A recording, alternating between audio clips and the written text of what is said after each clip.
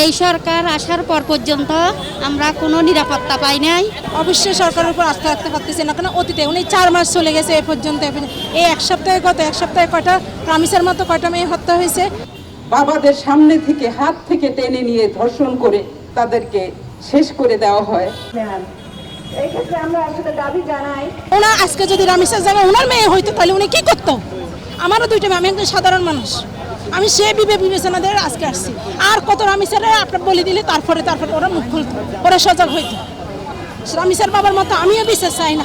আমাদেরকে দল নির্বিশেষে সবাইকে মাঠে নামতে হবে, সবাইকে জুলাইয়ের মতো এভাবে গতি করতে হবে। তারপরে দিন দিন সরকার আরো কি আমাদেরকে আরো মানুষের কোনো বিচার আচার করতেছে না, মানে দিন দিন বেড়ে যাচ্ছে হত্যা, গুম খুন প্রতিদিন এইভাবে চলতেছে। মাননীয় প্রধানমন্ত্রীর কাছে জানতে চাই, আপনি তো আমাদের দায়িত্ব নিয়েছিলেন, আপনি কি আমাদেরকে বলতে পারেন আমাদের এই ফুল বাগিচার ফুলগুলোকে কি করে আপনি রক্ষা করবেন? আমরা আপনার প্ল্যান জানতে চাই। আমাদের ফুলগুলো সব বিধ্বস্ত হয়ে যাচ্ছে।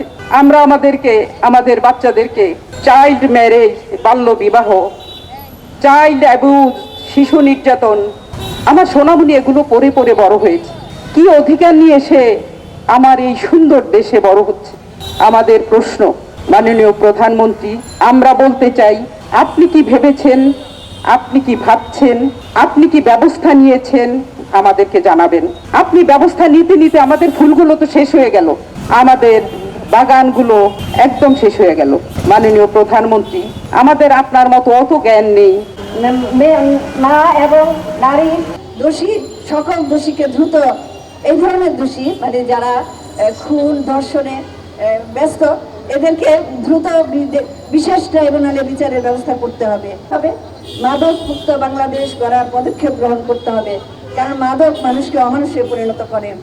অশ্লীল সকল পর্ণ সাইট বন্ধের ব্যবস্থা করতে হবে, যে সকল সাইটের কারণে আজ বিকৃত যৌন আকাঙ্ক্ষা তৈরি হচ্ছে এবং তার পরিণতিতে শিশু এবং নারীরা অহরহ নির্যাতিত হচ্ছে হাজারে হাজারে।